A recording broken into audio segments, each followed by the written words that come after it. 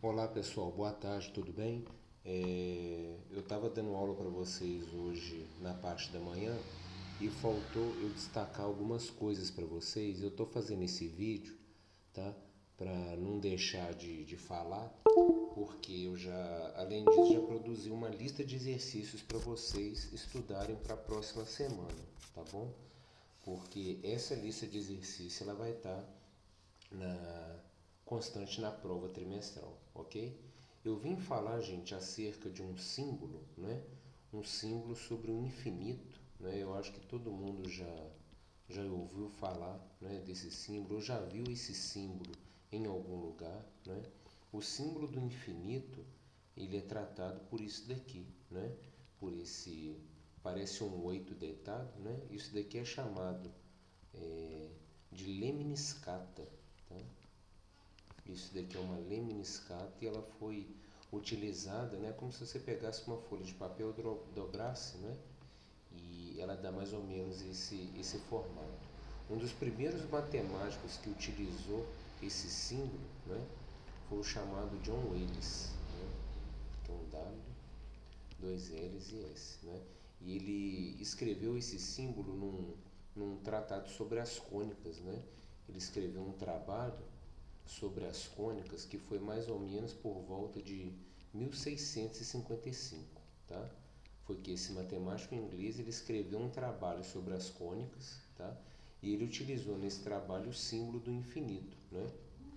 Que é denominado de uma lemniscata, ok? A gente começou hoje a trabalhar com os intervalos reais, né? Então, por exemplo, eu vou estar colocando aqui a reta real, né? Aquela que a gente iniciou na nossa aula de hoje, ok? E a gente começou a trabalhar com alguns intervalos dela, né? Então imagina que eu tenho aqui geometricamente representado o seguinte conjunto, né? Eu tenho aqui os números reais 1 e 2 e eu tenho aqui aquele conjunto, aquele subconjunto da reta, né, formado por todos os números reais compreendidos entre 1 e 2. Né? Na forma de intervalo, a gente representou isso daqui, então, é a expressão geométrica, né, desse intervalo. Eu posso também fazer ele na forma do intervalo. Como que isso daqui se representa na forma de um intervalo, né? A gente viu hoje que isso daqui pode ser representado por esse símbolo, né? Um intervalo fechado contendo os números 1 e 2, né? Então nós percebemos que tem infinitos números reais localizados, né, nesse intervalo, né? Números racionais ou números irracionais. E nós também temos uma propriedade, né, que também representa, pode representar esse intervalo, né? Então, por exemplo, esse intervalo ele pode ser escrito também da seguinte forma: ele é composto por elementos x, né, que pertencem aos números reais, de forma que esse x ele está compreendido entre dois números, né?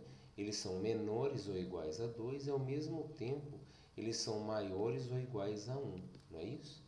Então nós temos três formas de representar o conjunto dos números reais, né, que estão entre 1 e 2, contendo 1 e 2. Né? Ou dessa forma geométrica, ou dessa forma na forma de um intervalo, ou dessa daqui na forma de propriedade. Tá? Inclusive lá no textinho de você, lá no textinho não, né? Eu fiz aqui uma lista, tá, de conjuntos numéricos só para você perceber que o último exercício aqui, ó, ele está falando exatamente disso. Olha lá, descreva por meio de uma propriedade, tá? Então essa propriedade que eu destaquei é essa forma aqui, tá vendo? Então, dessa forma geométrica a gente consegue ou escrever um intervalo ou então escrever a propriedade. A propriedade é essa daqui, tá? Agora, mais sobre o símbolo do infinito que eu estava falando, imagina que eu tenho, por exemplo, na forma de propriedade, na forma geométrica, né? O seguinte, eu vou montar aqui um intervalo de todos os números. Então, assim, imagina que eu tenho aqui o número 3 daqui para frente, tá vendo? Eu estou pegando todos os números que são maiores do que 3, né? Lembrando, isso daqui seria a forma geométrica dele, né? Como que eu escrevo isso na forma de um intervalo, né? Na forma de um intervalo, certo? Ele inicia no 3, observe que o 3 não é um elemento desse conjunto, tá? Então eu não vou conter o número 3 na forma de colchete, e por isso que a gente vai utilizar agora o símbolo do infinito, que ele vai para frente, né?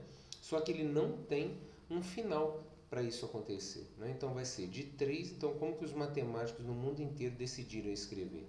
Vai ser um intervalo que vai do 3 aberto até o mais infinito, ok?